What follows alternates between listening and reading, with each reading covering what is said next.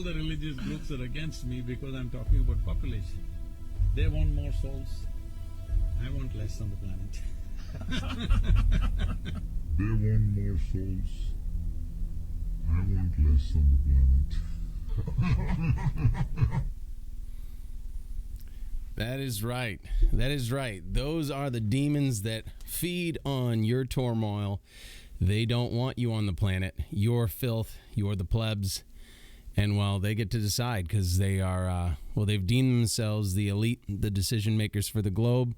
And, we the people always get dicked, so we don't matter, right? Well, hey, welcome back to another show of Semper Fallis. Tonight you can tell, well, actually, I don't know if you can tell. Let me bring up the other shot. I'm by myself here tonight. Doc is on the road. He is out of town and leaving me high and dry. I was going to try to have him dial in, but apparently I'm just not that good with technology, so you're just going to have to bear with me. That said, we have a decent show tonight, we being just me. Mostly we're going to go over the Ministry of Truth, the Disinformation Governance Board that is now, at least now that we know about, that exists under the Department of Homeland Security. Alejandro Mayorkas. I don't know what he goes by. He looks like Dr. Evil, just like Bezos, but he's in charge over there at DHS, and it seems like no one was really aware of the Ministry of Truth. It only seems like we're finding out about it now, and seems really strange because as we're finding out about it, we're also hearing that it's already been in existence. This is just now we know. So very strange that, bodies within our government can just create their own subunits and, start their own task forces, essentially, that are there to monitor the people. Although they are saying that they're not monitoring American citizens, we know that's not going to be the case because the NSA said that crap too. And then, Snowden released all kinds of information, and suddenly they didn't say that anymore because, they couldn't get away with it. So the narratives and the lies are, they always go in their favor until it can't anymore, right? So tonight, when we talk about the Disinformation Governance Board, we're going to try to pull up some videos and show you guys what we mean. So let me see if I can get some stuff here for you. The first thing I wanted to do is I wanted to talk about the recent resurgence of Obama and Hillary Clinton, or I guess Barack Obama and Hillary Clinton. Barack Obama, it makes sense that he'd still be in the limelight, although, a lot of people don't really support it. But he is a recent president. He's still young enough. He's still charismatic. And there are people that still care what he thinks. I'm not one of them, but, I'm going to broadcast it here because I like to expose other people to opinions other than my own, mostly to laugh about them. But this one's a little bit terrifying. It's shielded in... It's cloaked in benevolence, it's cloaked in safety. But essentially, well, what? I'll let you guys make your decision. Let me pull it up, and I'll let you guys decide. So this is from, what I'm going to show you is the speech that Obama gave when he visited Stanford. It's the Cyber Policy Center that he was speaking at. It was a long speech. I clipped it down. I only have like 8 minutes out of the 1 hour speech. I'll show you what I have, and I'll mention some good things that he mentioned that I can agree with, if I can even think of them now, because it's shrouded in so much crap. It's just sprinkling on a little bit of fairy dust to tell you it's all going to be okay while they rip the rug out from under you and essentially lock you in the gulags if you don't say what they want you to say. So let's see if I can find this one. Stanford clips. All right, I think this is the one. Please do not play. Okay. All right, so here we go. I'm gonna bring this one up on your screen here. All right, so here he is, the man himself. So I'm gonna pause this a few times. So I set little. You're going to see a couple, like, in between points that he made because it was hard to clip it down so short.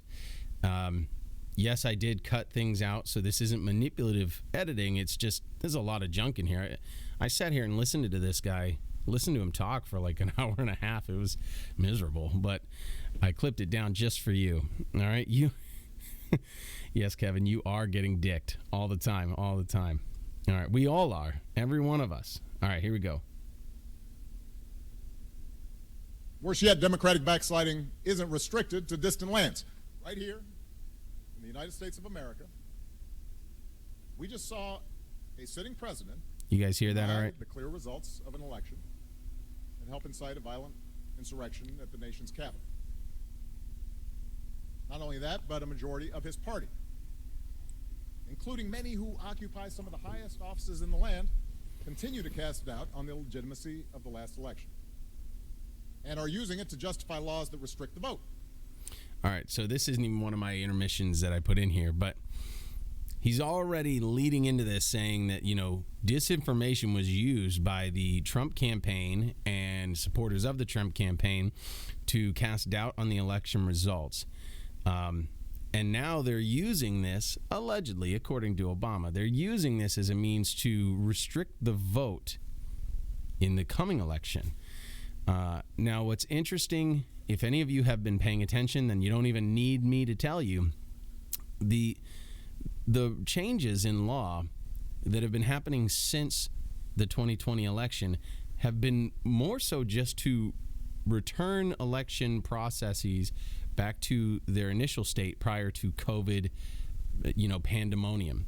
They're trying to reduce the amount of mail-in voting that goes without an excuse. Obviously not taking away from military people that are deployed overseas. And obviously if people are stuck, overseas traveling for whatever reason, they can apply for mail-in votes. That's an active process. They're just trying to get rid of this passive process where they just mass mail out ballots without even really confirming whether or not these people live here. And this is really beneficial for, that mass mail out is really beneficial for anyone who wants to manipulate an election and potentially defraud it. Not saying that it happened, but you leave the door open to manipulation, electioneering, and defrauding of an election when you just mail out ballots to, dude, I tell you, you do owe me a lunch. Although, you know what? Here's the thing. Well, let me finish that last point there. But all they're trying to do is just reestablish the rules that we all agreed upon before, people were irrational and responding out of fear because the mainstream media told them if they went outside, they'd die. If you talk to your family member, you die. I mean, you saw the videos of people hugging their loved ones wrapped in plastic. I didn't do that, but there were people out there that I'm happy that I don't associate with that did do that. But watching this video, I joke and I say it was terrible, but Obama is a charismatic guy. So he can give a speech, and although the topic's dry, it's cybersecurity and misinformation, disinformation, and how we need to police it. It wasn't that bad of a listen. All right, I'm gonna let it play again. And make it easier to overturn the will of the people in states where they hold power. Other features of these platforms have compounded the problem. For example, the way content looks on your phone, you're gonna like as well this. as the veil of anonymity that platforms provide their users, a lot of times can make it impossible to tell the difference between, say, a peer-reviewed article by Dr. Anthony Fauci and a miracle cure being pitched by a huckster. Now, mind you, you know exactly what he's talking about if you share an opinion anything like my own.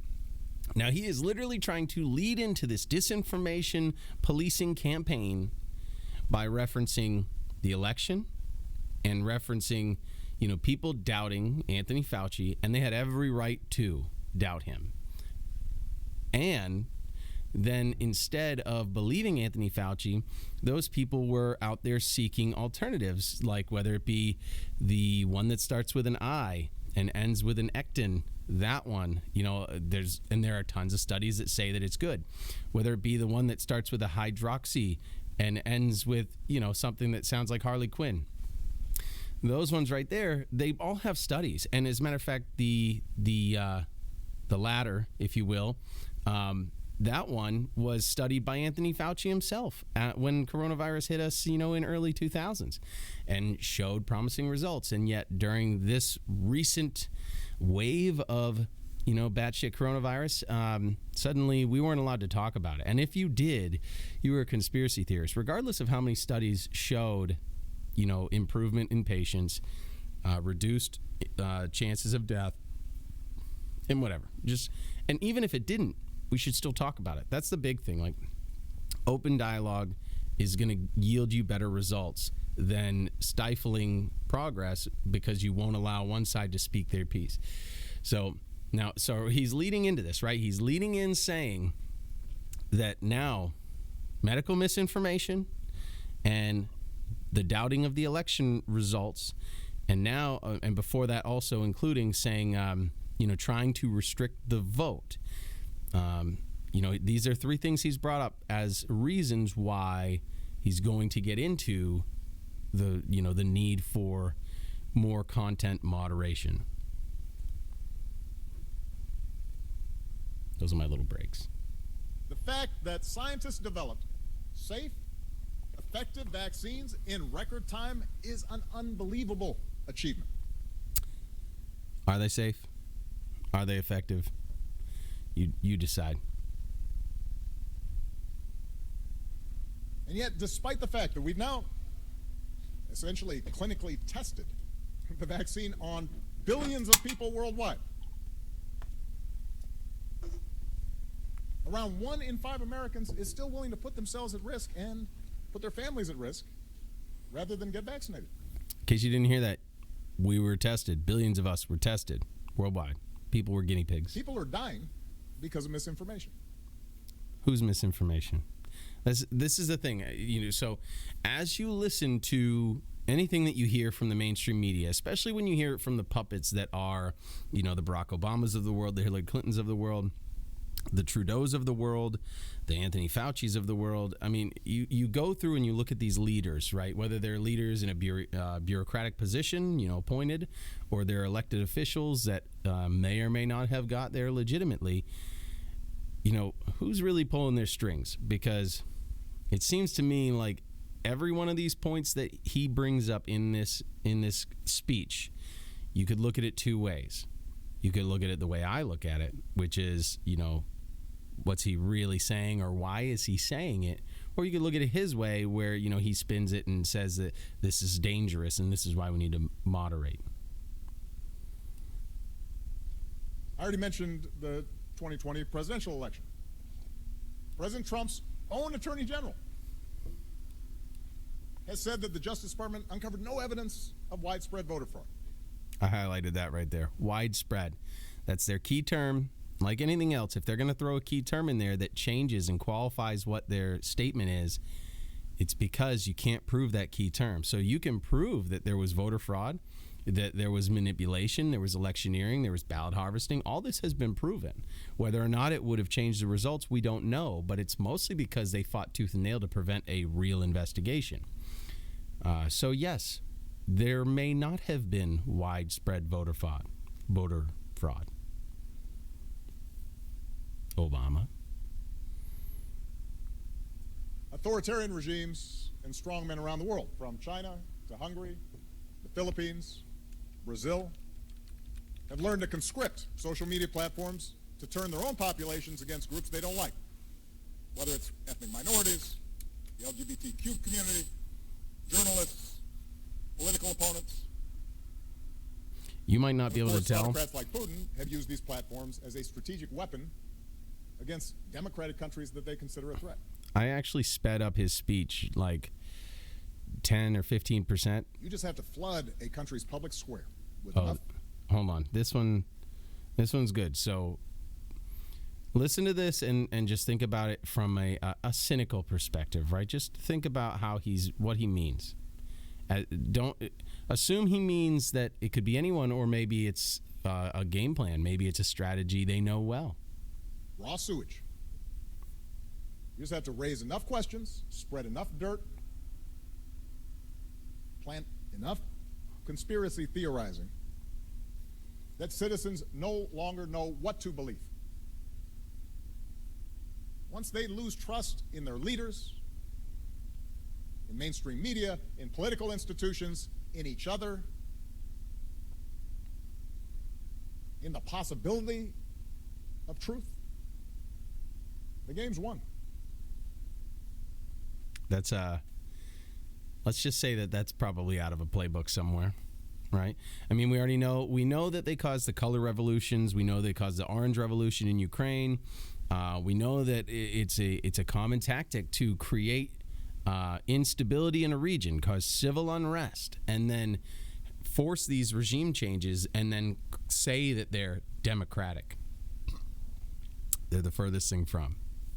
Second, we aren't going to get rid of all offensive or inflammatory content on the web. That is a straw man. So that little line that you can't really see says, "Is Obama in charge?" Because if you notice right now, what he's doing is he's saying what we're going to do, we being him and whoever he's dealing with. So what part in this does Obama have? That's what I want to know. We'd be wrong to try.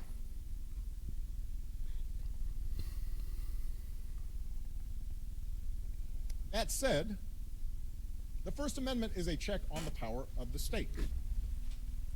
It doesn't apply to private companies like Facebook or Twitter, any more than it applies to editorial decisions made by the New York Times or Fox News. Never has. Social media companies already make choices about what is or is not allowed on their platforms and how that content appears, both explicitly through content moderation and implicitly through algorithms. That was a dig on 230. Any rules we come up with to govern the distribution of content on the internet will involve value judgments. None of us are perfectly objective. All right, I'm going to skip ahead, and mostly because I've already listened to this and it sucks. But I'm going to get you right to the end. He says like one or two more things that are, could be diabolical, could be innocent. I weigh on the side of most likely diabolical. Don't like me. Oh, here we go. Come on. News watchers came out recently, and this is just who are charged with keeping the rest of us safe. Oh, actually, I want to slow the spread with new product designs that, to use just one example, add friction to slow the spread of potentially harmful content. This is what the friction he's talking about is what YouTubers and other people call throttling, or reducing the visibility of their content. They've been doing this for a while. This is nothing new, but it only seems to happen to the dissenting opinions that are speaking out against the mainstream narrative. So, like me, I mean, I can't assume that I'd have a lot of people watching, right? We're small time here, right? But at the same time, you post a picture of yourself, telling everyone how you're going to indoctrinate children and teach them that, they might have been born in the wrong body. Suddenly, that thing gets pushed right up, goes viral, and it gets 1 billion views, and then Libs of TikTok picks it up to make fun of it, and it gets even more views. But if you have a dissenting opinion that they're not in support of, you get throttled. And that kind of innovation is a step in the right direction. It should be applauded. Yes. So good of you, YouTube.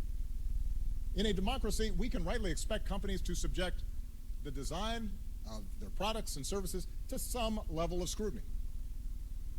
At minimum, they should have to share that information with researchers and regulators. So I put this note on here. This is more to me. Okay, so guys, I promise I won't do this on all the videos tonight, but this was such a long video that I didn't know how to get it so you could watch the video and then remind and have all these notes in place of what I wanted to say, right? So right now he's talking about how social media companies and other companies, if they have a product, if they have a recipe, a recipe for success in what they do, if any way it could negatively affect the public, whether it be for safety or financially or information wise, then they are obligated to tell the regulators what they're doing and give up the goose. They got to tell them what's going on. And so I made this note because if you look into the financial markets, the hedge funds and the market makers, they do not have to divulge it's not even the algorithms, although those are a different thing and they should be divulged. When they short stocks, they don't divulge when they're shorting, how much they're shorting, or anything like that. Whereas normally when you buy a stock, if you're buying enough of it, you have to do the proper filings, whether it be a 13F or a 13G, and that all becomes public knowledge. But they do not release their short information, and the reason why is because it has been deemed by them, and the SEC has allowed them to do this, saying that information is proprietary trading strategies and could give away, their secrets, essentially.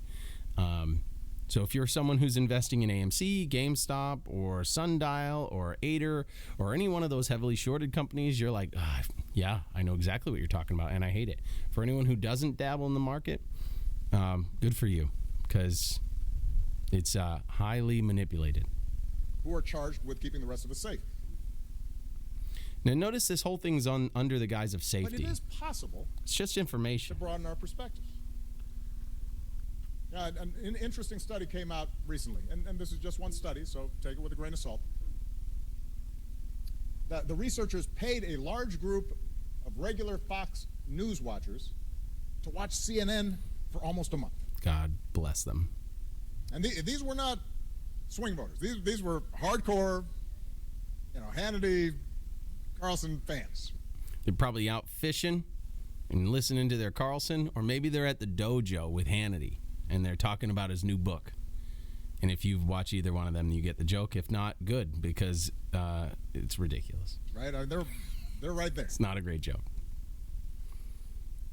And what the researchers found was that at the end of the month, people's views on certain issues, like whether voting by mail should be allowed, or whether electing Joe Biden would lead to more violence against police. On some of these issues, their views had changed by 5, 8, 10 points. Good. These people didn't suddenly turn into liberals. God, no. I'm sure they still don't like me. He's correct. It's a good joke. But at the margins,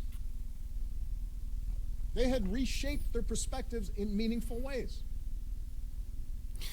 All right, so the reason why I clipped that, he's not saying anything crazy, right? But what he's telling you is a reason why you should worry about them wanting to control information. He literally just told you that if people are not exposed to the alternative perspective, yeah, I don't agree that Fox is really the alternative. CNN and Fox are two peas in a pod. They just hate each other. But they're essentially, it's controlled opposition, right? That's the saying for Fox. But the concern here is that, shut up, Kevin. CNN, no. Uh-oh. What? You want me to look that up? All right, I will. But, all right, so with what he's saying here, though, is like, think of it this way. From his perspective, based on that study, which I'm sure when they paid for that study, I'm sure they said it was for this benevolent reason. It's just, we just want to see what really happens. But in reality, it was probably like we want to know if we can force people not to see certain content, will their opinion change? Can we commit to essentially mind control? And the answer that Obama said right there is essentially yes. If they do not allow you to see the alternative perspective, if they do not allow you to see the facts, you won't know. And you will think that your worldview is being shaped correctly from the information that you're being given.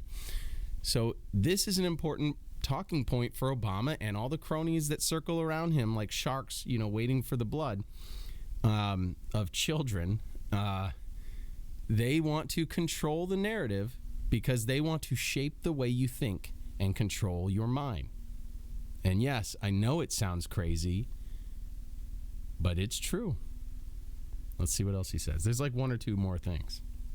China's built a great firewall around the internet, Oh, turning it into a vehicle for domestic indoctrination and surveillance. And now they're exporting some of those same technologies, those same with similar product designs to other countries. I just clipped that because it seemed like he was kind of touting China, saying We've like seen they're it in good. the combination of old and new media, like Here the we go. a viral image of a Russian TV editor walking into a live shot with a handwritten sign calling for an end to the war. Hey, hold on. All right, so what he's about to say is, essentially all this media is just a tool, right? Whatever. I just wanted to answer what Kevin said. Can you say TikTok?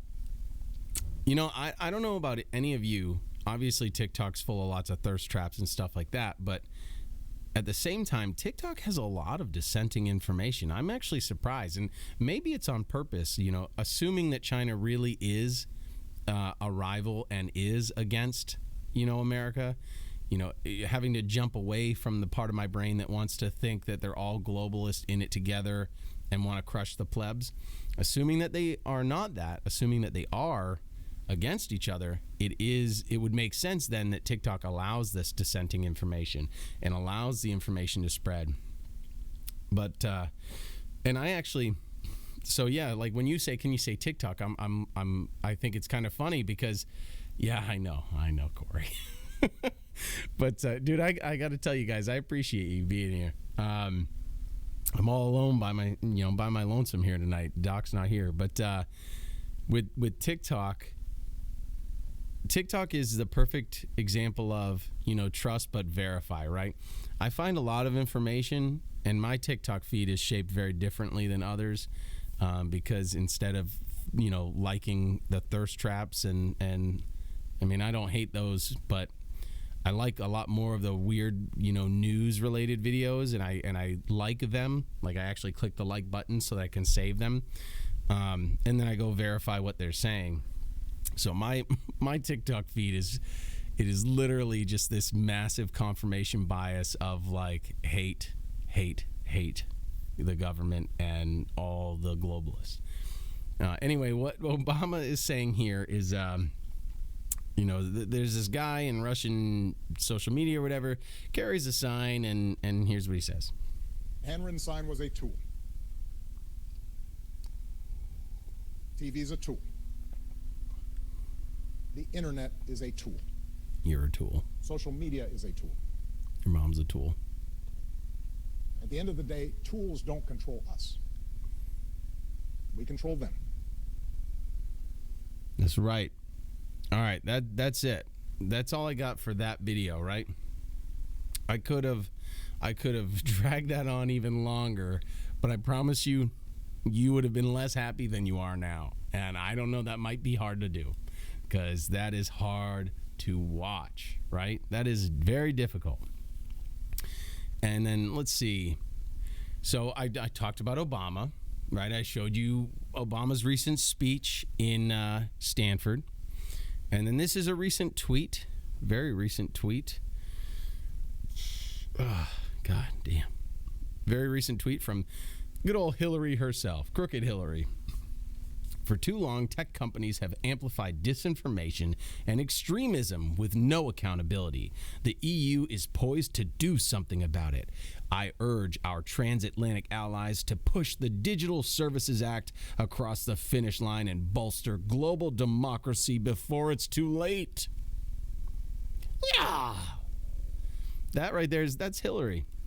And it's just interesting to me because Hillary Clinton is she's the one that got caught trying to illegally spy on a democratically elected president, being Donald Trump, and then having used campaign funds illegally to pay for the dossier, the Steele dossier, which is what they used to try to indict and convict Trump of, I don't remember what it was, bribery, blackmail, whatever. What's really funny about it is we showed the video last week, of Joe Biden doing the exact thing that they projected onto Donald Trump and said that he did. You know, we actually showed the video where Joe Biden sat there and said, like, well, if you don't fire the prosecutor, you're not going to get the $1 billion. And would you believe it? The next morning, he was fired. He was fired. And they put someone in that was solid, you know? So, like, you literally have on video one president telling you that he blackmailed someone, essentially extorted another country, and refused to give them money that was already earmarked for them, which I don't agree with already. That's a different story. Unless they fired the prosecutor that was looking into the company that his son was working for, that his son was making approximately $50,000 a month being on the board of a company that he had no business being on the board of because he had no effing experience in the energy sector. But so be it. So be it. Right? Did I put that on the screen? I think I did. Did I put this on the screen, guys? Can someone tell me? Hey, well, it's on there now, but did I put this on the screen for you guys to see before? Dude, you've been waiting too long. Oh, you've been waiting too. All right. You want to talk about Nina Jankowicz? Before I go into Nina Jankowicz, I'm convinced that that girl is a spook. I'm convinced that that is CIA.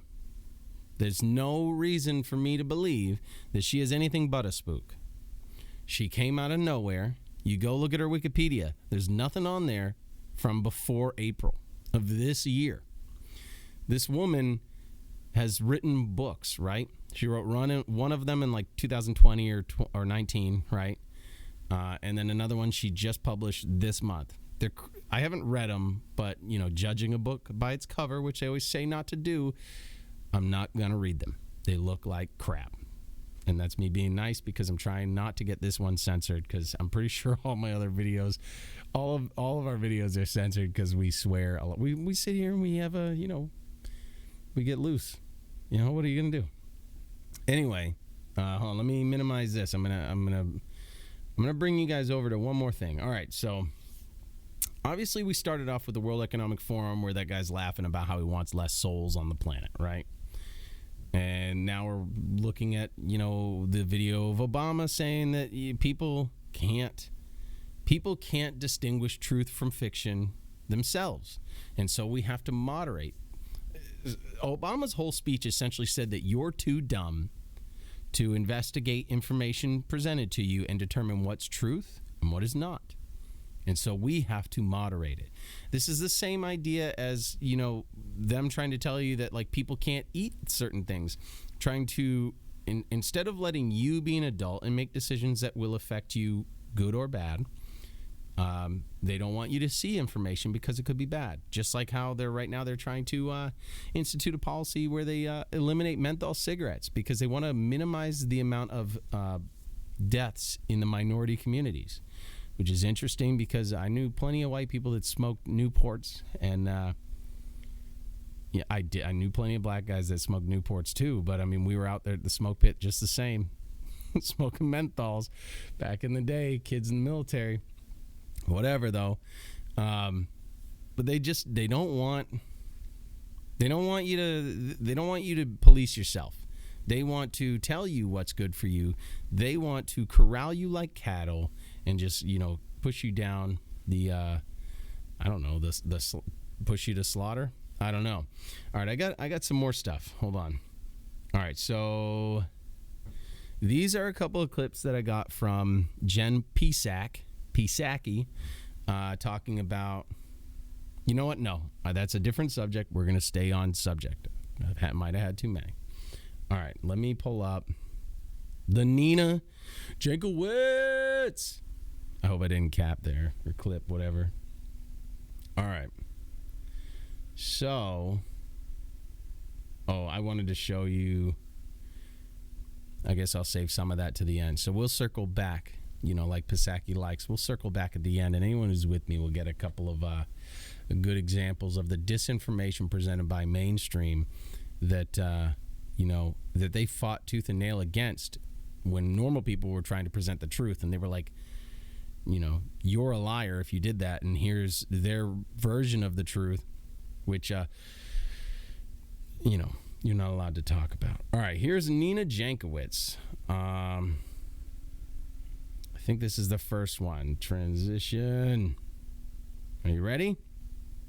So one of the things that's the most worrisome to me, a trend that I've seen building over the past, I would say, year to 18 months, is the pivot to privacy on social media and other digital platforms that has kind of driven disinformation underground. And this is kind of a result not only from the backlash from the 2016 election and the crackdown on social media companies over things like Cambridge Analytica. If you don't know about Cambridge Analytica, you should look into it. It's a good read. It has a lot to do with your information and the manipulation and use of said information. And privacy scandals related to that, but also because of the way people are, changing their behavior online. Rather than broadcasting things to a large audience, people really are trying to connect one-on-one with their friends and family more often, and as a result, bad actors have been driven underground. So I've been driven above ground. I was underground yelling at you guys that are watching. I was underground yelling at you guys for the past 2 years, and you were probably pissed about it. Now I'm yelling on the rooftop, the metaphorical rooftops. No longer underground. Nina Jankowicz is behind the 8 ball like every effing time she talks, but whatever.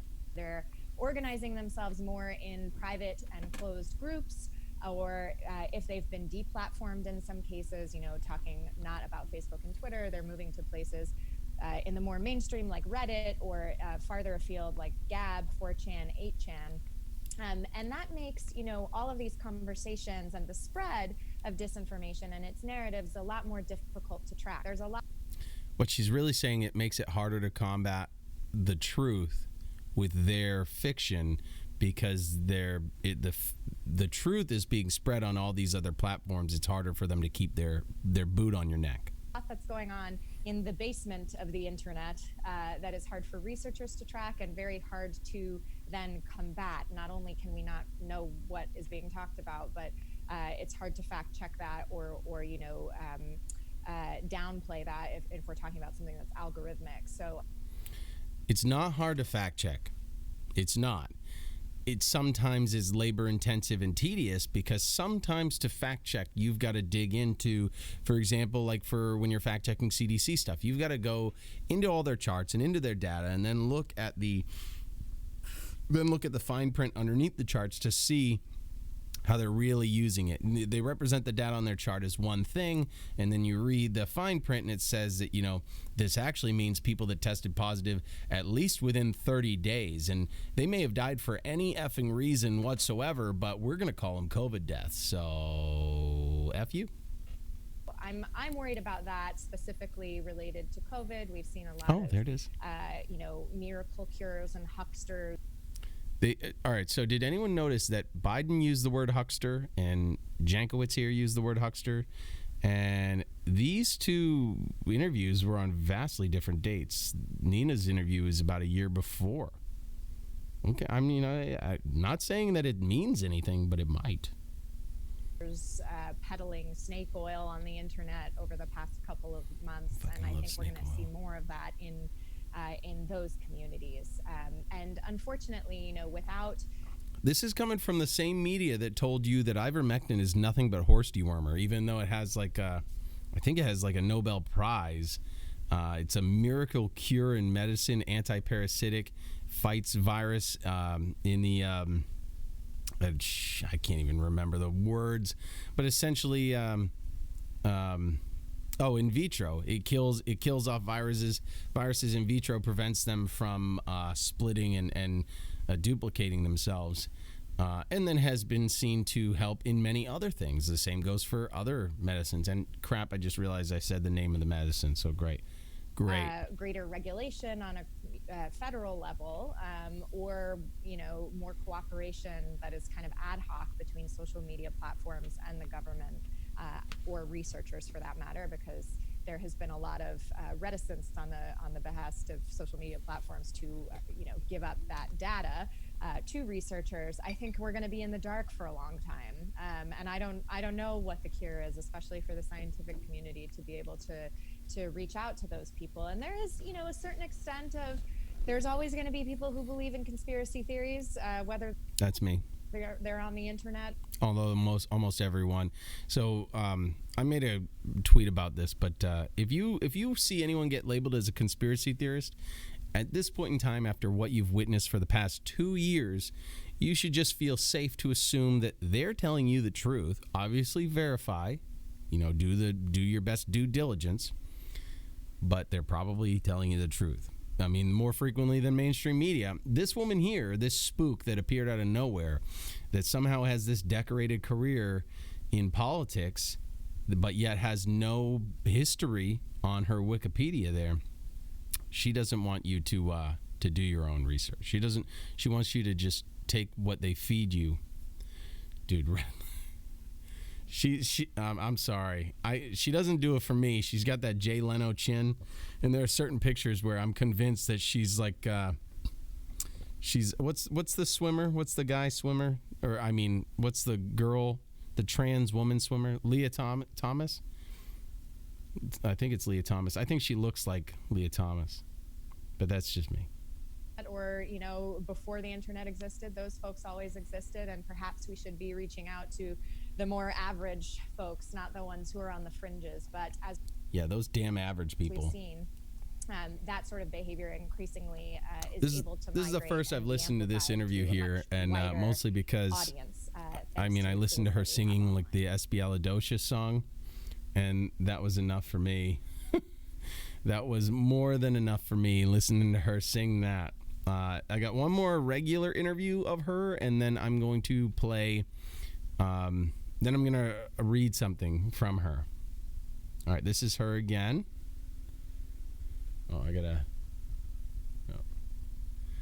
This is her again. What individuals can do. So obviously we're not going to see a nationwide media literacy program instituted in the next 40 days. So here's your crash course. Yeah, crash course. First of all, I like to say we all need to be practicing informational distancing right now, in addition to social distancing, understanding that disinformation. Distance yourself from information. Don't expose yourself to something that could potentially be the truth. Take our word for it. We'll always lead you in the right direction. Manipulates your emotions. If you feel yourself getting really worked up about something, the best thing you can do is to Master, close your device or put it down and walk away for a little while. And if you still find something gnawing at you, then you can start to do a little bit of due diligence. So if you're on a weird website you've never seen before, does it have contact information? Not just a contact us form, but an actual physical ad. All right, so what she's trying to say is she's not wrong, but you don't need to verify contact information. Like my website, I don't have contact information. I don't need assholes calling me or emailing me. That's the last thing I need. First of all, I'm not going to answer you anyway, so what's the point? But she's trying to say that a website and the information presented is illegitimate, or you should assume so, if you cannot verify contact information. The correct approach is if the information presented on the website is counter to the information that you've seen spread all around, you should try to verify. If they do not provide sources, then get the hell out of there. If they do provide sources, verify that the source is a real source. Because understand one thing, the New York Times, they do this thing called circular reporting constantly. You go to New York Times, you read the article. You go to click the source, it's another article from the New York Times. You go to click that source, it's another article from the New York Times. And maybe after you've clicked enough of them, you might get an article that goes to the Rolling Stones, because that's going to help you with whatever the hell you're trying to research. These morons think that somehow because they've got the title, they've got the credibility in the name, that they're the only ones that you should ever listen to. If you see an article, here's a perfect example, and the left and right, they're both guilty of this. Whenever you read an article about a policy or a bill that's being presented in Congress, right? 9 times out of 10, there's no effing link to the bill. So you can't just read it for yourself. And that is intentional, because it's very easy to put the link there. They want you to fall prey to their version of the story. And it doesn't matter whether it's left or right. You know, the right wants you to, the right wants you to hate everything the left is doing. The left wants you to, cut your dick off. It doesn't matter which one. They both are changing what it means, and they're not presenting the information so you can verify for yourself. So when you come across a website and it's telling you about, let's say, for example, it's telling you about spending in Ukraine, and there's this new executive order, and it's only meant to help them or something. You need to be able to click the link to the bill or to the executive order and read it yourself. I don't expect you to take my word for it, although I'm on a video, and I'm not going to take my time and write out all the little sources, but I will gladly, if you comment on the video and you ask for a source, I will gladly send you the sources. But most of my sources are very easy to find. I don't go down these rabbit holes. I do go down the rabbit hole, but the sources that I present are not the ones down the rabbit hole. So, all right, continuing. Address and a phone number. Does it have a masthead for its editorial staff? I don't even know Has what a that masthead author ever is. written anything before, and is it of the same caliber? Is it all? All right, so we should be questioning her because she just appeared out of nowhere, and she's sitting here questioning if someone's ever written something before. We don't know anything about this spook. She just appeared on the scene, a week ago, and her Wikipedia page is literally everything that's in it is from this month or last month. It's ridiculous. So she's literally calling she's the pot calling the kettle black or whatever. Like, this is ridiculous. But I mean, don't you leave. You're not allowed to leave. Also that manipulative emotional stuff. If it has interesting visual content, and by interesting I mean your spidey senses start to tingle, you should teach yourself how to do a reverse image search. This is an easy thing to do that's built into most browsers these days. And basically what that allows you to do is find the earliest instance of that image on the internet or similar. You should do reverse image searches of her and see if you can find early instances of her existing on the internet.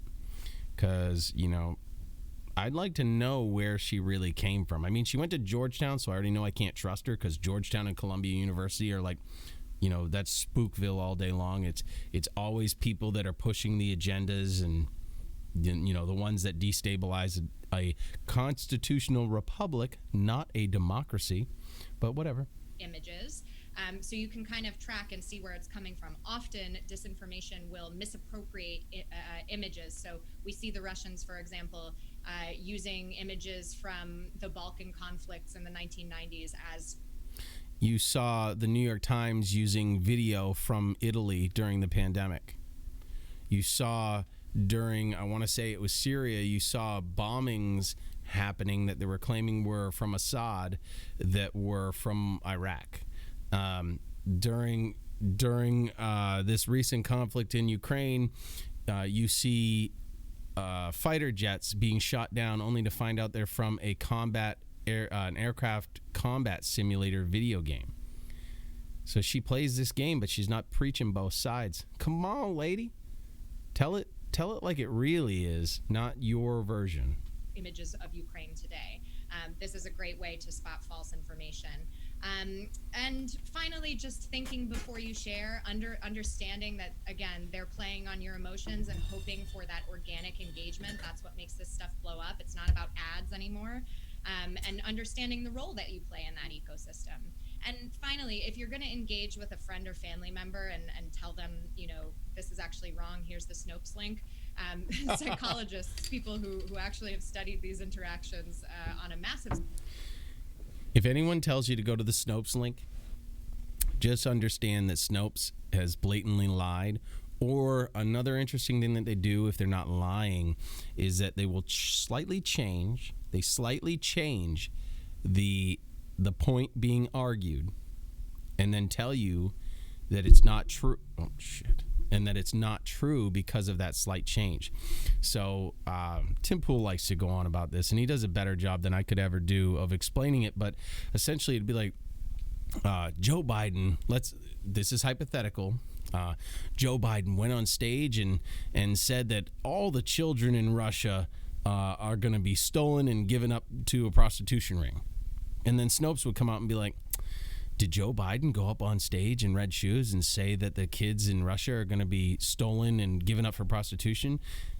Fact check, partially false. Joe Biden was not wearing red shoes. That's literally the kind of crap that they do. So just be aware. That's one part of it. The other part is look into the funding of Snopes, and you'll be like, Snopes and Media Matters cannot be trusted to do anything. Scale have shown that it's actually better to do that in a. Okay, I can't watch anymore. I don't know what this is the first time I watched these videos, and I just can't look at her. I just can't. It's too much. So what I want to show you is this. This is important. So back in 2020, this is on congress.gov. This is a document, and it is from a committee on the Permanent Select Committee on Intelligence in Washington, D.C. It's with the House of Representatives. The title is Misinformation, Conspiracy Theories, and Infodemics, Stopping the Spread Online. And then I'm going to scroll to page 13 because I did get there before. This is when Nina gets her chance. She gets her 15 minutes of fame. Hold on. Here we go. All right. Statement of Nina Jankowicz. Ms. Jankowicz, thank you. Chairman Schiff and distinguished members of the committee, it is an honor to testify before you today on the degradation of our information ecosystem and its exploitation by malign actors. This is a threat that is dismantling democracy. As Americans right now exercise their democratic rights, it is critical the nation is informed about how disinformation might blunt their voice and their vote. I came to study disinformation through the lens of Russian influence operations. My work has led me to an unsettling conclusion. Not only have the U.S. government and social media platforms all but abdicated their responsibility to stop the threat of foreign disinformation, domestic disinformation now runs rampant. It is amplified in the media, online, in the halls of Congress, and from the White House itself. It does our adversaries work for them, leaving us vulnerable to continued manipulation and leaving our democracy imperiled. I just want to remind you, they keep calling it a democracy. We are in a constitutional republic. It's not a democracy. A direct democracy is not something that you want. Today, I will outline 3 trends that exemplify the modern information space. The first is the increased use of information laundering to deliver foreign disinformation. Today, malign actors like Russia are increasingly amplifying their narratives by using authentic local voices or organizations to conceal the origin and to lend legitimacy to a given malign narrative. Perhaps the most well-known example of information laundering, and one that this committee knows intimately, is the nexus of conspiracy theories related to Ukraine and Vice President Joe Biden. Before we even dig into that, actually, you know what? I'll wait a little bit. These unsubstantiated and misleading narratives promoted by self-interested and corrupted individuals seeking power and personal gain were endorsed by the president's advisors, treated as fact by portions of the media, and legitimized within the halls of Congress. Individuals that served as sources for these theories have since been discredited, sanctioned, and revealed to have active connections to Russian intelligence services, and yet this week we are still talking about these theories. The use of local actors in information laundering makes cracking down on disinformation through content moderation alone much more difficult. Given First Amendment protections, this is why disinformers take advantage of social platforms, incentive structures to seed malign narratives and contribute to today's second trend, conspiracy convergence. When adherents of the one theory are exposed to and encouraged to spread others. All right, this year, as Americans searched for answers about coronavirus pandemic, closed spaces online have become fertile grounds for All right, I don't want to go into this, but I want you guys to.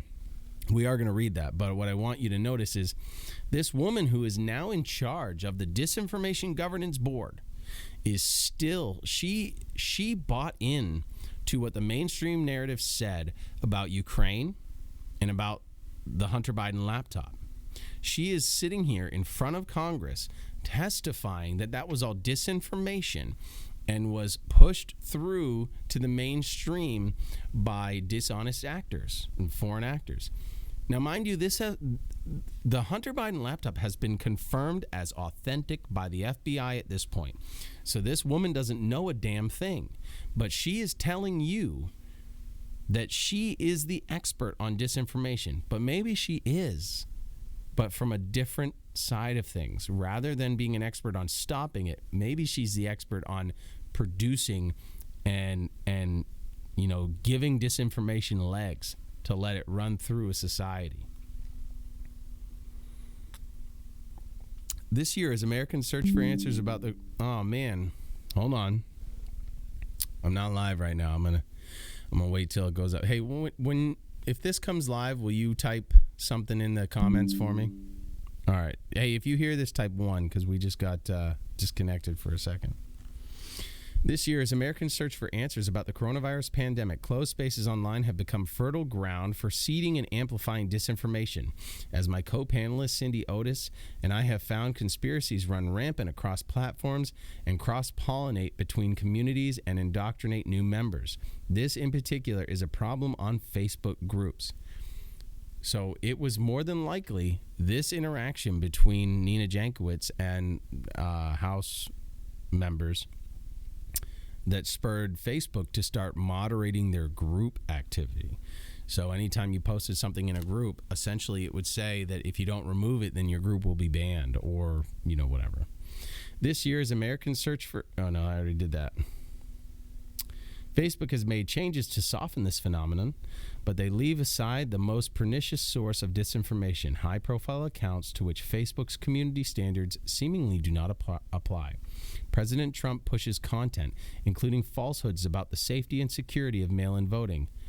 They were not falsehoods. That is an opinion because there was proof, there is evidence of election tampering, electioneering, ballot harvesting, and election fraud. Whether or not it changes the election, that's something else, which is expressly against Facebook's terms of service, and nearly 30 million users are on his page alone. Unlike what Facebook policies imply, disinformation campaigns do not begin and end on Election Day. They are built over time, tracking in emotion and increased trust to undermine the democratic process as a whole. When our information ecosystem gets flooded with highly salient junk that keeps us scrolling and commenting and angrily reacting, civil discourse suffers. Our ability to compromise suffers. Our willingness to see humanity in one another suffers. Our democracy, the constitutional republic, suffers. But Facebook profits. I don't know if that's true. If you saw, go look at Facebook stock if you think that they're profiting. They did jump up a lot in 2021, but I think they've pretty much lost all those gains. But so be it. In 2019, Facebook generated 98% of its revenue, a whopping $69.7 billion from ads. All right, here's the last bit, I think. And finally, the third trend relevant to our brilliant all-female panel today is that disinformation often targets women and minorities. So this is something I wanted to talk about because everything in Obama's speech, he talked about, protecting women and minorities from disinformation. In Nina Jankowicz's speech here on this committee, she talks about the targeting and the suffering of women and minorities. I do not believe that that is true, but I think that what they're trying to do is pull on the emotional cord that is I don't even really know the right phrasing for it, but the struggle of being a marginalized group or being a woman, which I don't think being a woman is a struggle, but I'm not a woman, so I can't say. But they're trying to pull on that emotional string. They're trying to get an emotional reaction so that you'll abandon all reason and believe that they should be in charge of what you get to hear, what you get to know, what you get to read, because they know better than you do. We know that the IRA disproportionately targeted black voters to suppress the black vote. I don't think anyone was targeting black voters to suppress the black vote. I think if Democrats think that, it's probably because they didn't get the votes that they thought they'd get out of the black community, and it's probably because Joe Biden, Just think about the rhetoric that he used when speaking on Charlemagne the God's interview, or all the other things that he's done in his history. Think about busing. Think about his quote about not wanting his son to grow up in a racial jungle. Think about him referring to a KKK Grand Wizard in Byrd. That was his name. His last name was Byrd. Being a mentor of his. And there's many more. Oh, and he's the one who pushed the 1994 crime bills. This guy is no friend to minorities. He's no friend to anyone, really. But at this point, he's just a puppet. He doesn't know what he's doing. We know that the Kremlin has targeted women with sexualizing disinformation campaigns meant to drive them from participating in public life. And today, an ongoing Wilson Center project I lead has observed an increase in individuals spreading demeaning and false narratives against Senator Kamala Harris ahead of Election Day. These campaigns are meant to affect American women and minorities participating in the democratic process. Every American should categorically reject them. Overall, these trends mean that foreign adversaries no longer need creativity or brute force to be successful. They only need to sit back and watch, regurgitating and amplifying what is already endemic to our society. 19 days before voting closes in the 2020 election, I believe we are more vulnerable to online disinformation from both foreign and domestic sources than ever before. Any of the recommendations we discussed today need to have an underlying recognition that any government that claims to fight disinformation originating from outside its borders cannot do so while it embraces the same methods within them. Disinformation is a threat to democracy, no matter what political party it benefits. It is long past due we begin to address the challenges to the very foundation of our country and its values. My written testimony details the urgent changes necessary to heal our information ecosystem. I look forward to discussing them later today. So the woman who bought into the Steele dossier, who bought into the Hunter Biden laptop being fake story, who bought into the Russia collusion hoax, she is now the disinformation czar in charge of the Ministry of Truth, the Disinformation Governance Board. These people are not your friend. The furthest thing from it. Wow, we've been going on a long time. All right, I'm going to play, I think it's this one.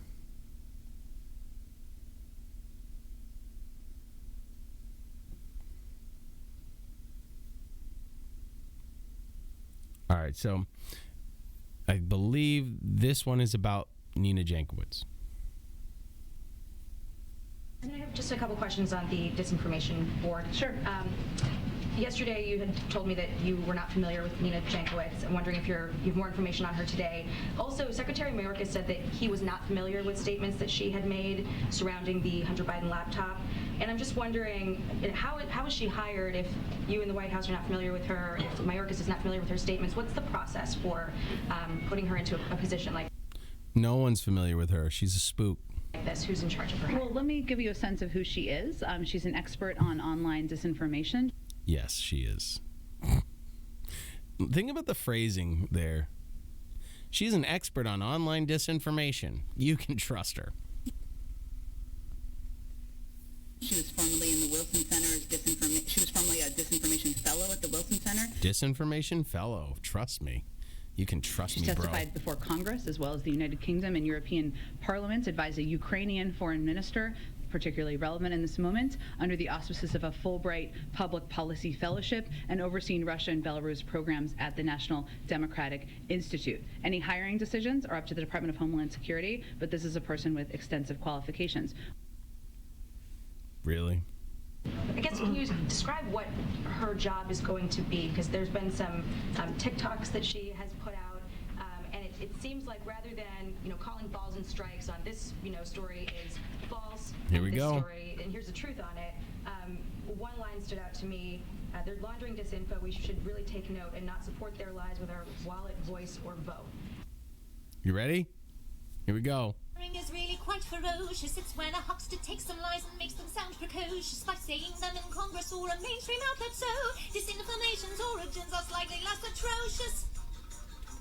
It's how you hide a little lie. It's how you hide a little lie. It's how you hide a little lie. When Rudy Giuliani shared bad intel from Ukraine, or when TikTok influencers say COVID can cause pain, they're laundering disinfo, and we really should take note and not support their lies with our wallet, voice, or vote.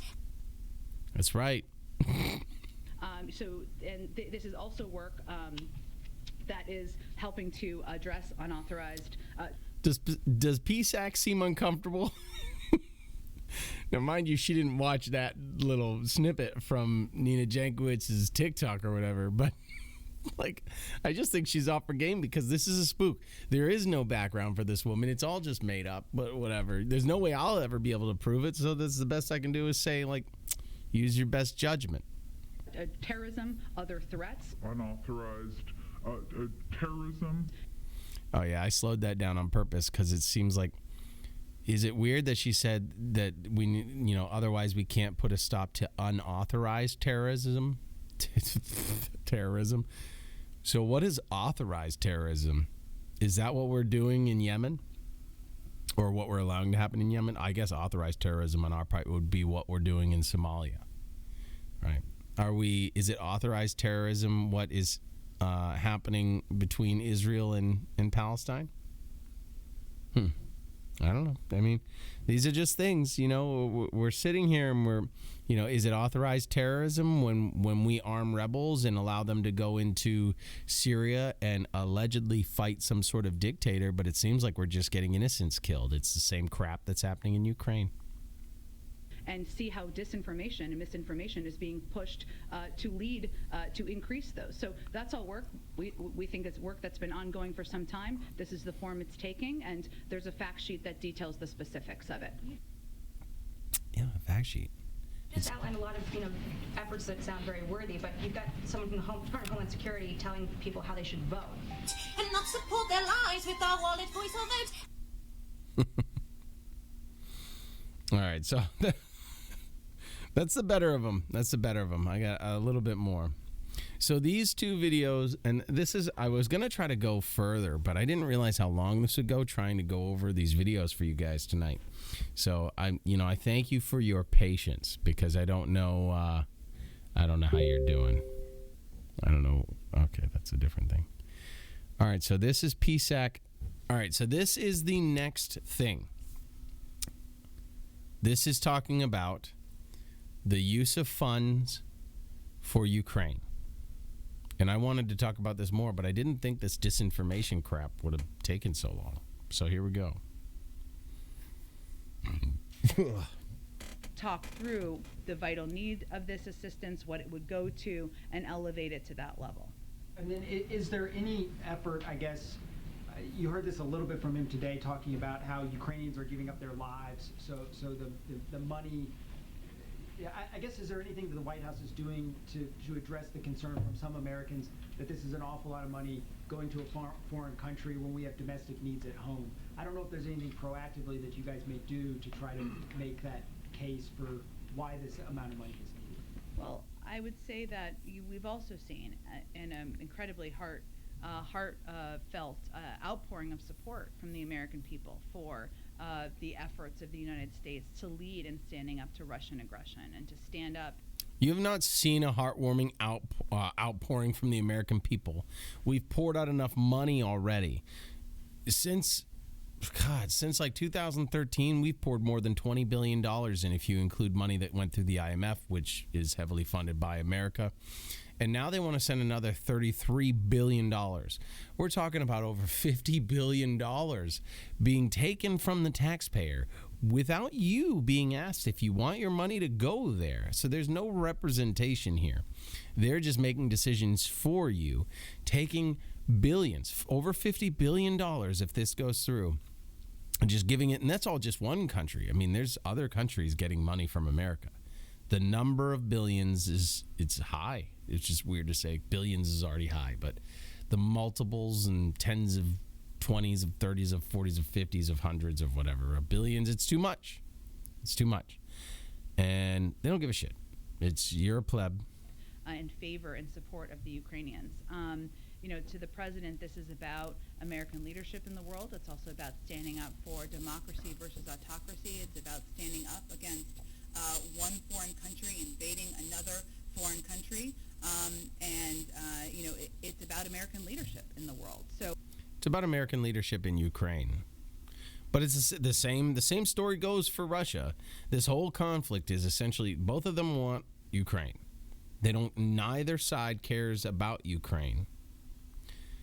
But from Russia's side of it, they just want Ukraine to remain neutral, and they want to protect the regions that are pro-Russia. America wants to subvert this government, which they did in 2014, and that's alleged. With their color revolutions, the Orange Revolution, I mean, and then overthrowing the pro-Russian president of the time.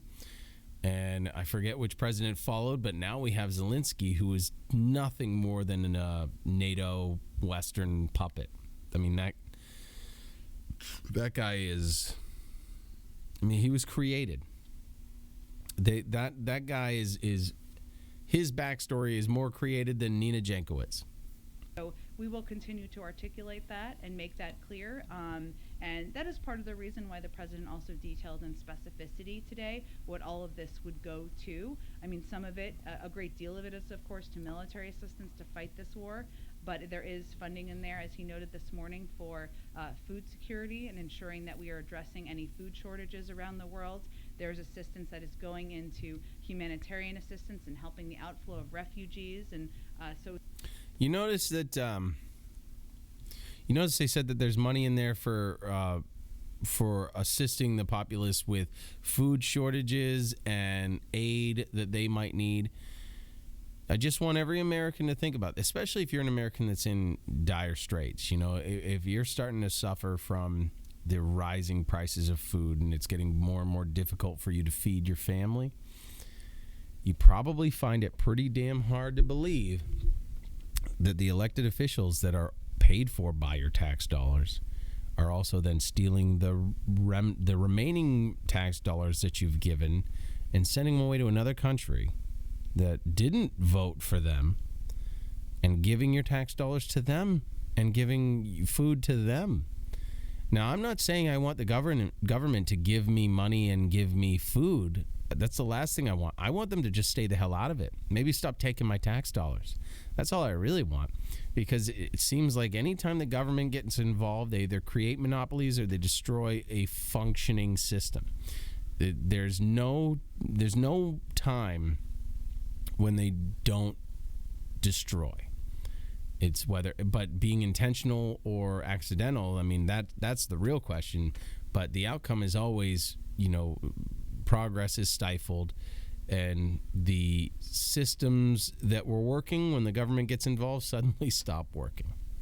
So it was important to him personally to lay out the specifics in his remarks. Yeah, it's important to him personally and to lay out the specifics. On the issue of Americans being concerned about the amount of money being sent out to Ukraine, one of the things that the president outlined today in his speech was not just humanitarian assistance, but also allow pensions and social support to be paid to the Ukrainian people. Okay, I forgot about this one.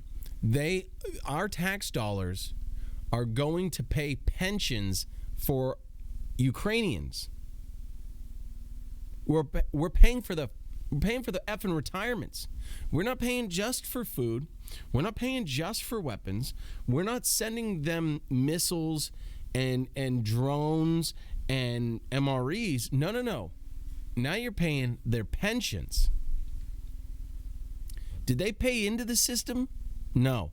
The only reason why American citizens get mad about illegal immigrants is because they're not paying into the system,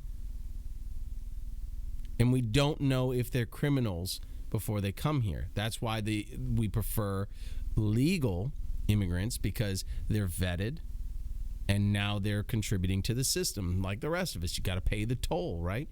If none of us have to pay the toll, which I am all for, then let them all in. Just don't start trying to get me to pay. But right now what they're doing is they're taking all of our money without asking and giving it to Ukrainians for their pensions. Just think about that for 1 second. It's really important that you do, because your money is going to these assholes, the government, and then they're giving it away to countries that do not contribute. So what would you say to the American public who says, okay, it's one thing to help Ukrainian refugees with food and shelter, but why should we be paying for their pensions?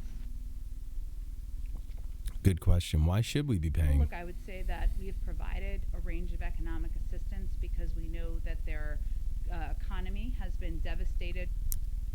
Has our economy been devastated? Has the American economy, are we operating on all cylinders right now? Or is our economy currently still devastated? And before you answer that, I want you to think about a few things. So look at the general economy, the day-to-day economy that you see in your face. Look at the price of gas. Look at the price of your food.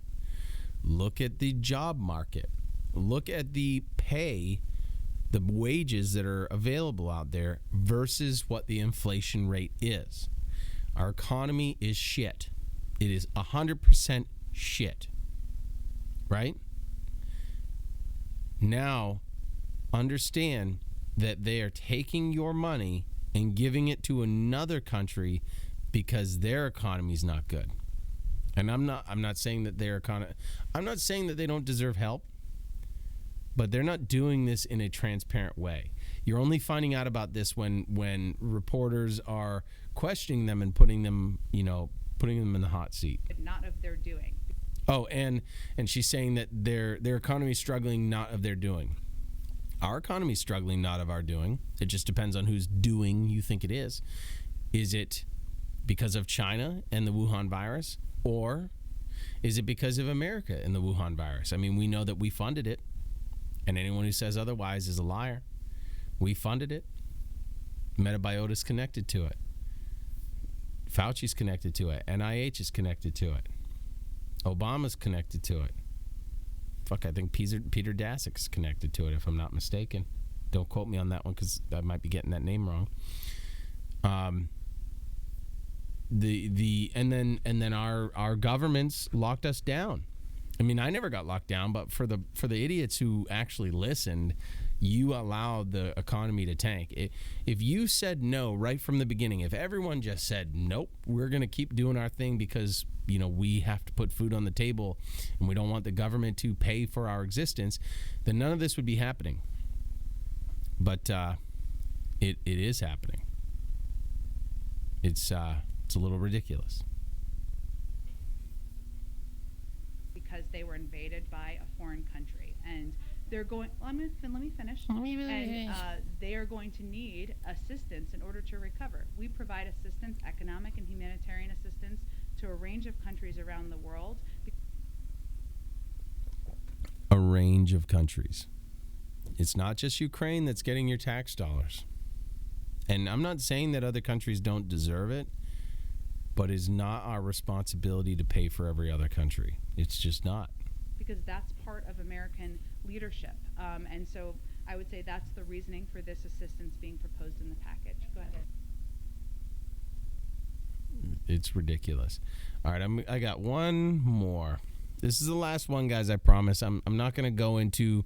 I was going to show you examples of misinformation from the mainstream media to show you why they should not be in charge of the truth. They shouldn't run the Ministry of Truth, the Disinformation Governance Board.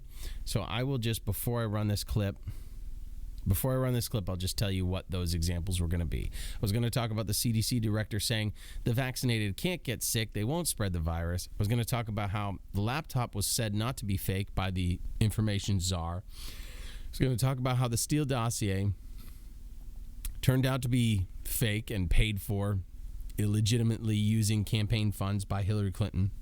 I was going to talk about how the mainstream media and the current political establishment said that there is no border crisis and that inflation is transient. I was going to talk about the fact that they said that parents are terrorists parents that are concerned for what gets taught to their children were being compared to domestic terrorists, and they were actually put on watch by I don't know if it was the FBI or Department of Homeland Security.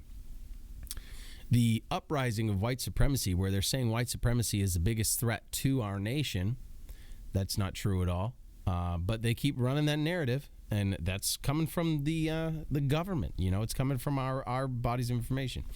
And while at the same time, that same media source or sources are saying that there are not Nazis, there are no Nazis in Ukraine, or that the Nazi past is complicated, and trying to tell you that the Nazi regimes, the Nazi militias, and the Nazi background that is Ukraine is not true. It's just, they're just nationalists.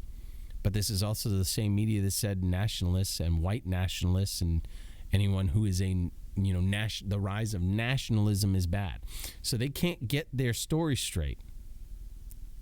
And they keep pushing these lies and these narratives, and they're supposed to be the ones who govern.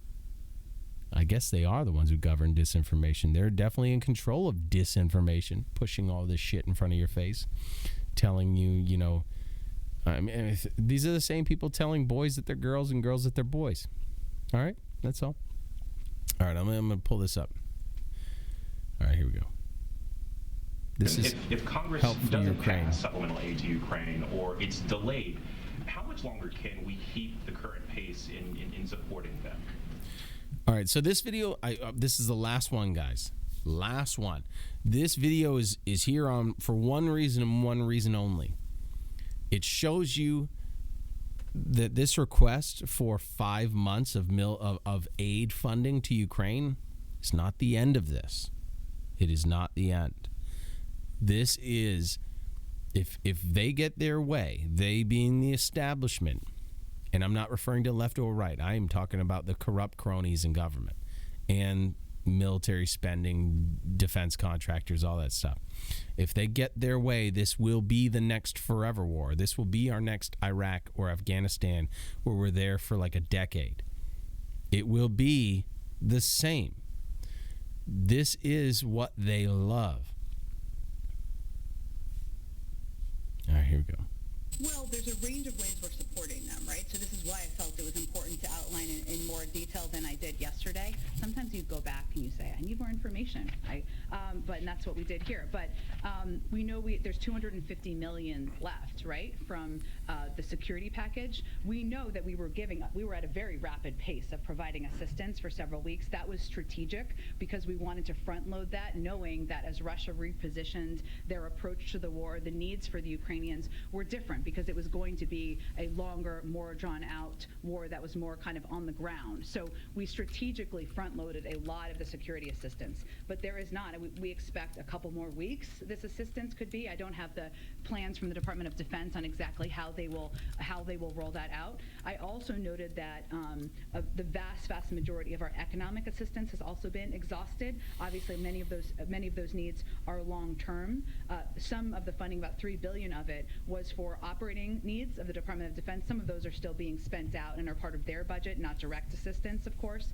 And then there is still funds in the humanitarian assistance bucket, but that doesn't meet all of the needs, of course, that the bucket of Ukrainians have. funds. So this is why there's an urgency It's a bucket to of moving fun. forward. On the topic of thank you, Jen. The administration has not said how long they expect the war in Ukraine to last, and that's understandable because no one knows what the future will hold. But the administration, and then also in this room yesterday, the administration has declined to say how much the United States is prepared to spend long term, or to give a real definition of what a victory in the war in Ukraine would look like. So my question is, how long does President Biden, the same president who got us out of Afghanistan because he said it was a costly and unwinnable quagmire, how long does he expect the American people to back this war when they don't know how long it will last, how much it will cost, or what the ultimate definition of victory actually is? Well, I mean, let me just reiterate something the president has said from the beginning. I will get to your point, but I will get to your questions, I promise.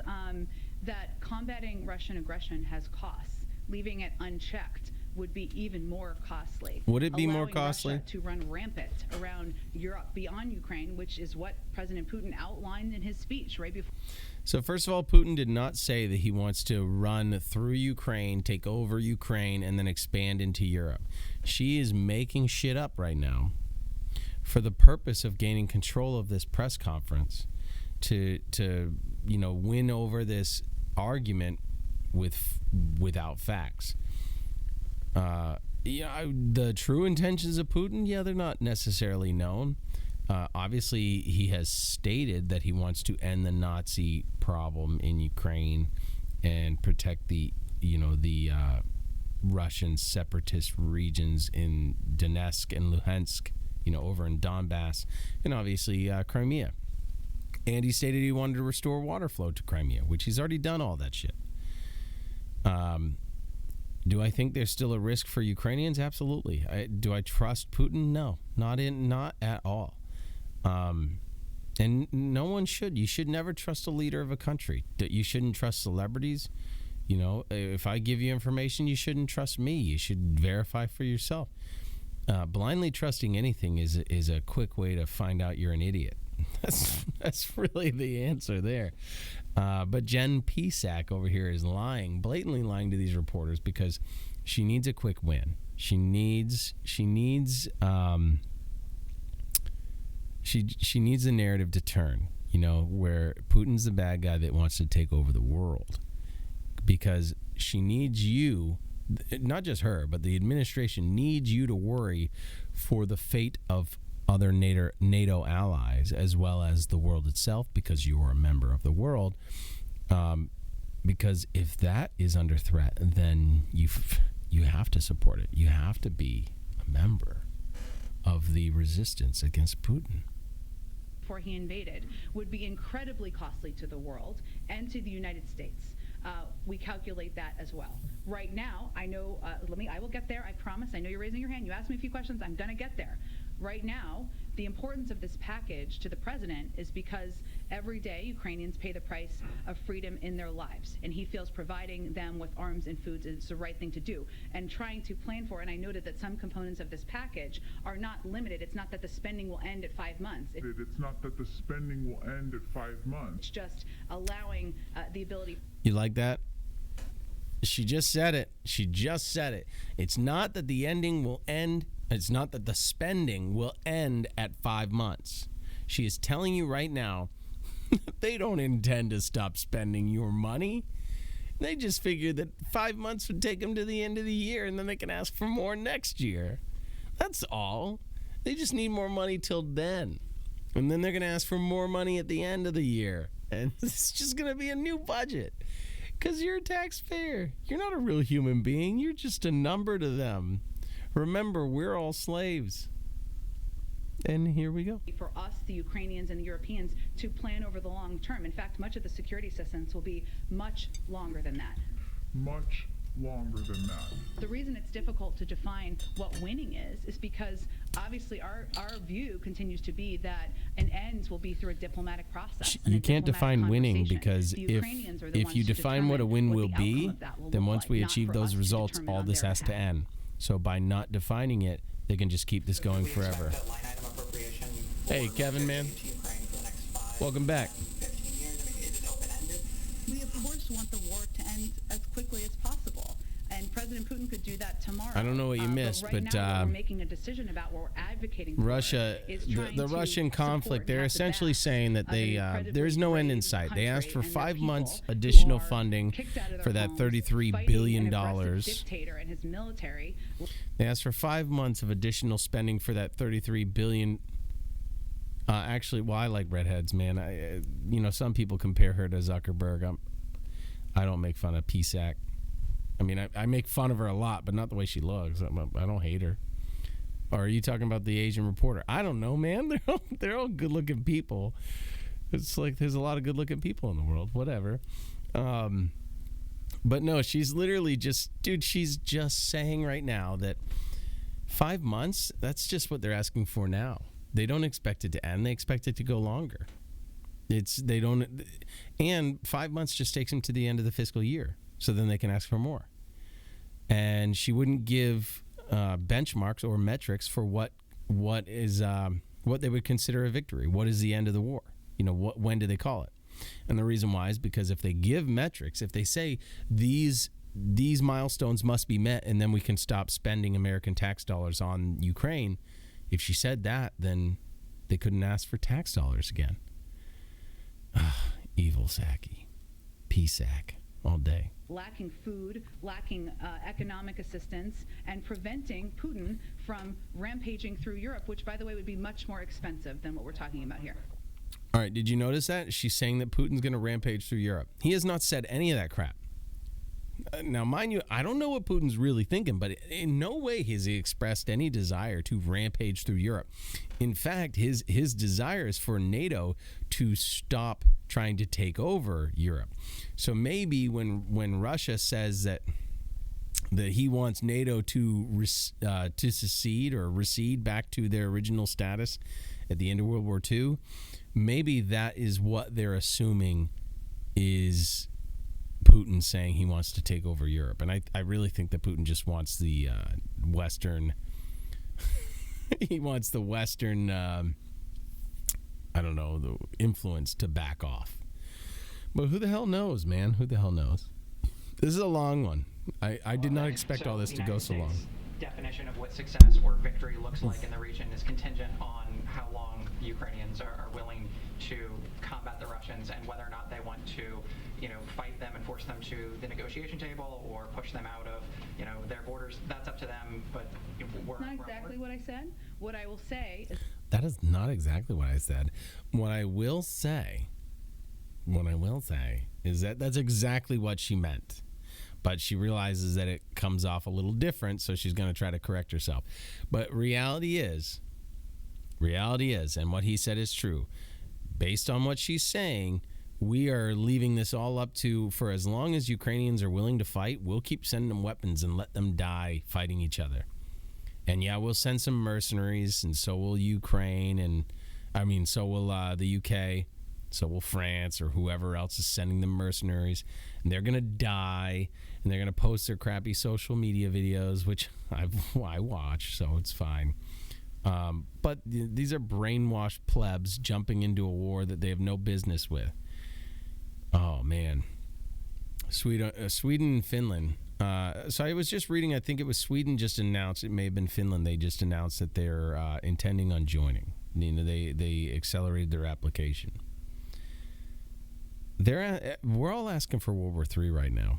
This is insane because Russia gave its warning, and yeah, I know you can't cave to a bully, all that crap. But at the same time, like, NATO has been pushing itself east since well before they ever should have.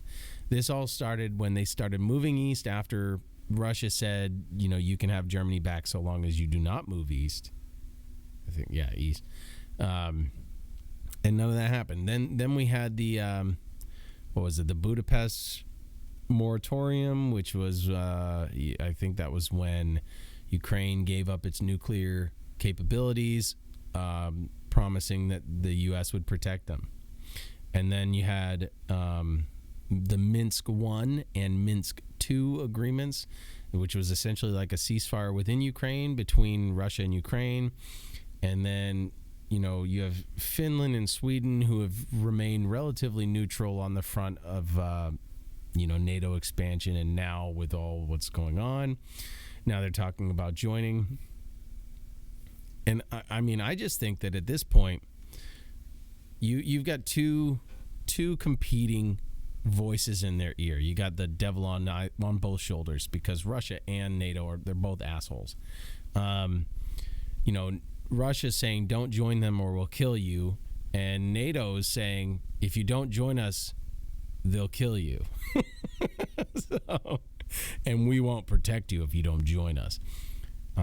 Which is interesting because, you could argue that we'll send you hundreds of billions of dollars as long as you line our pockets with it too. It's whatever. I think I like how so they're saying right now that Putin is weaponizing energy. He's weaponizing energy against what countries did he cut off? He cut off, I think it was like Hungary and maybe Poland. I could be wrong, but he cut them off from oil and gas, right? And they're saying, oh, Putin is weaponizing oil. He's weaponizing energy. What did we do? What happened when we put on sanctions and cut off their economy from the rest of the world? We weaponized economy. We weaponized the financial system. We weaponized the markets. Yeah, and we are burying ourselves in debt while we do it. It's insane because, it's like, how can we call Putin this despotic dictator that is weaponizing energy? Meanwhile, we're over here weaponizing the economy and energy because we sanctioned all their oil and gas. We removed them from the SWIFT banking system. We essentially told every other country in the world, whether or not they agree with us, that they can't do business with Russia, which is, since forced Russia to create its own financial system and work closer with China and India. And it's been beneficial for them and shitty for us because we're idiots. We're idiots. We're led by idiots. I wouldn't say that we're led. We have idiots in positions of power, and none of them should be there. Like, if you look at Biden's pedigree, they're all morons. His sister might be his aunt. I'm joking, but I believe it. That is an inbred family if I've ever seen one. And who knows? It might be like royalty of olden days where, they're inbred and fat and stupid, and they just have the money and power because people are afraid to stand up for themselves. But who knows? Hey, Kevin, is it Norway or, is it Finland, Sweden, or Norway that has been strategically neutral forever? It's not Norway, right? Because I think Norway was invaded by Russia once before and had to fight them off. We are dick idiots. All right. I think I'm going to play the rest of this. Let's see what else she says. I don't think there's anything important, but... Is that what President Putin defined as his own version of winning and victory from the beginning was taking over Ukraine, their sovereignty, their territorial integrity. Oh, see, I even marked that false. That's a lie, by the way. He never said that. Obviously, he's already failed at that, right? So in that... You can't fail at something you're not trying to do. So he succeeded in not trying to do it, I guess. Sense, they are already defeating Putin's effort to envelop them into Russia. But this is an ongoing war. We know that. We know that diplomacy and having a discussion and negotiation is the way to get an end to it. Our effort and our focus is on strengthening them at the negotiating table. And that's the role that we feel that we can play. I'm going to have to wrap this up. Asma, go ahead, one more. Wrap it up. That's all I got for that one. Yeah, so I guess I wanted to play one more thing. This will be the last, and it's literally like a 2-second clip. It's not a long one, if I can find it. CDC. Come on, that's got to be it.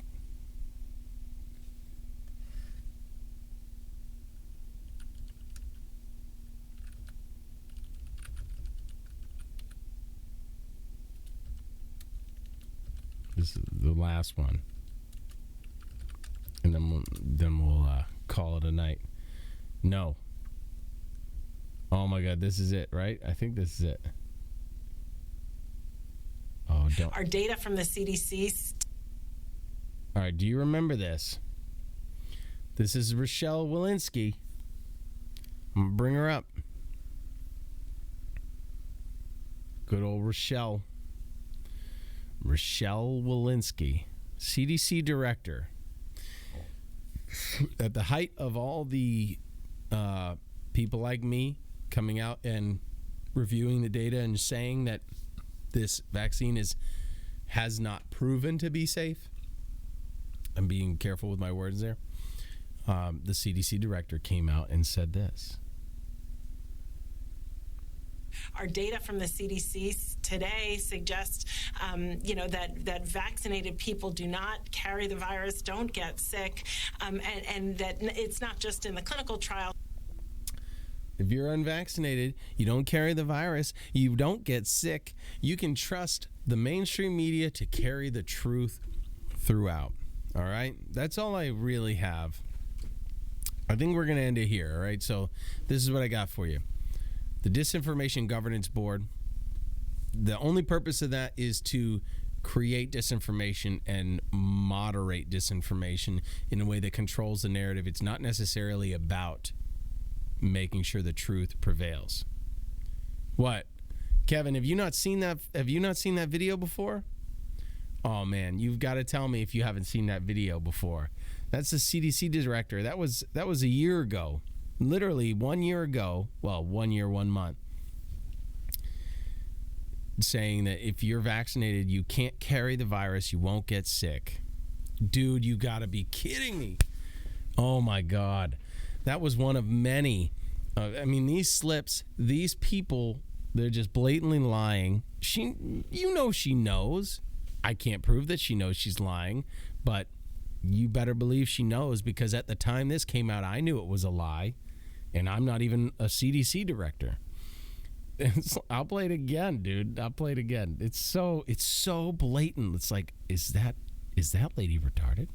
Our data from the CDC today suggests, that vaccinated people do not carry the virus, don't get sick.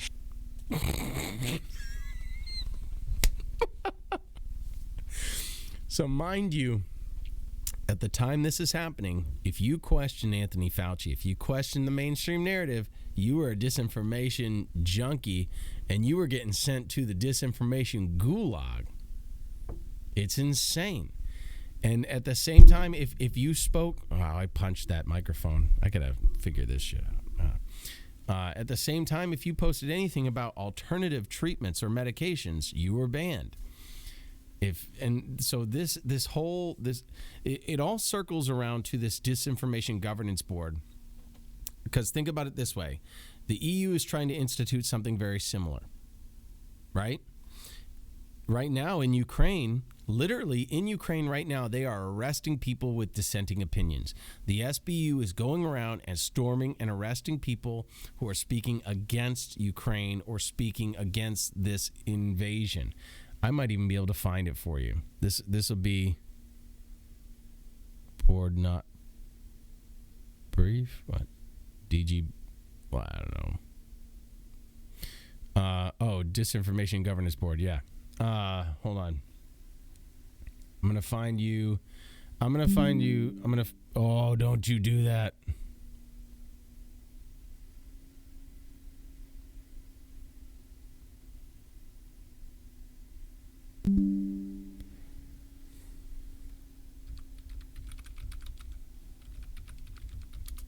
I'm going to find you this is it. What if you could get rid of your kitchen guard? All right, I'm going to play for you. This is the last thing.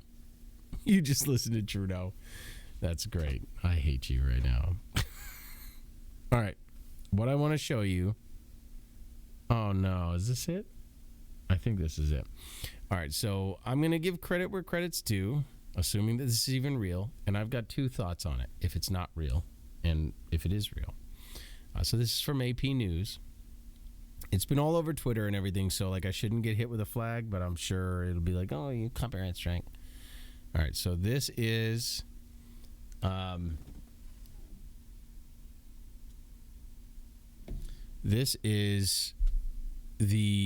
SBU, which is like a policing SWAT unit, if you will, in Ukraine, running around and rounding up dissenting opinions and voices on social media that live in Ukraine. These are Ukrainian civilians that are telling you it's bullshit, and now they're getting arrested for it. So let's see.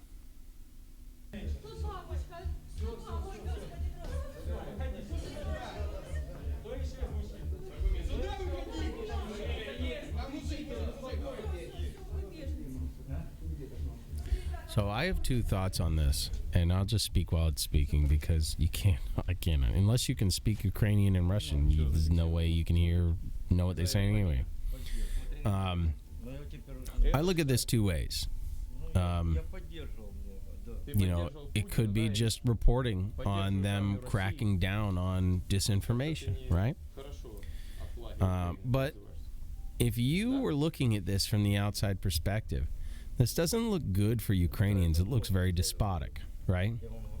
So you know that their media PR firm, whoever's running it, the CIA, you know they looked at this and they weighed the pros and cons. They said, how does this look? Okay, yeah, it looks bad. It looks like we're dictators and tyrants, right? And removing people's freedom to express themselves. And I don't know what freedoms Ukraine exercises, but it doesn't matter. But the other side of the coin is that this video is meant to intimidate people that are speaking their mind, that are trying to tell, it might be the truth, it might not. I don't know.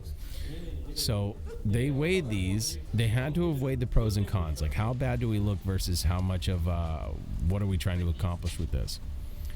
If there weren't a lot of people trying to spread information like what this guy was spreading, they wouldn't have arrested him. They wouldn't have made this video and made it public, which to me says more about what he said and gives more validity about what that man said than it does them. You know, because this guy was speaking out against the invasion, saying, you know, death to Ukraine, all this stuff, and then they're trying to run him into the dirt about it. But Ukraine is not what you think it is. I don't claim to know everything about Ukraine, but what I can tell you is that the eastern region of Ukraine never accepted being Ukrainian, especially after 2013, 2014, when the regime change was forced. And Crimea didn't agree to be Ukrainian either after that point. So all of this crap that's happening right now is essentially the Western world and the influences that they have forced in there, trying to push their will onto eastern Ukraine and either take it from Russia or kill everyone there. If you don't believe me, look into the massacre of up to 14,000 civilians and Russian sympathizers that started between 2014 and before this invasion started from Russia. It was before the conflict. So disinformation, I guess I should just say information control, is a tool that the powers that be want to take from you. They don't want you to know the truth. If you knew the truth, you'd know that they're assholes. If you knew the truth, you'd know that they're robbing you of your hard-earned money. You'd know that you're a slave. You'd know that they put in place the policies that are now ruining our economy, that are ruining our food supply, you know, giving incentives to farmers to burn their crops, things like that. Locking down through regulations things in the transport and logistics industry, making it so that the supply line comes to a screeching halt. You've got, I don't know why, but for some odd reason, you've got food processing plants and warehouses burning down, whether it be from plane crashes or what have you, all around the country. I think over 16, 17 of them have burned down in the last 3 or 4 weeks. It seems like a coordinated effort to crush the plebs. And you know what? I'm feeling pretty good, because I'm paying attention. I'm paying attention every day. I'm reading a lot. I'm playing in the markets, and I know that they're completely rigged against me, but I'm still doing okay. And I'm strategically, you know what? I'm not even that strategic. I'm doing okay. I've got my arrangements made, and I'm just, I don't know, man. I'm trying to take it day by day, because I have no idea when things are going to fall off the cliff. But I can tell you that I've been telling my friends that the market's going to crash, and the market is crashing. I can tell you that I've been talking to friends and family, telling them that food's going to get scarce, and food's getting scarce.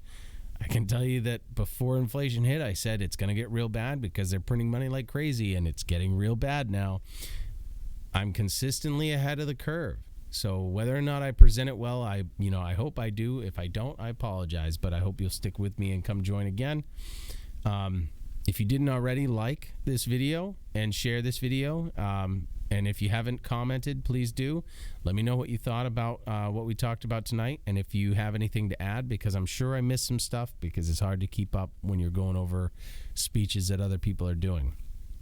With all that said, this was your 13th episode of Semper Fallis, where we the people are always dicked. I hope you have a wonderful night, and hopefully if we keep going over this stuff, we can stop getting dicked so damn hard. Maybe next time it'll be a shallow dicking. All right, have a good night. I'm out.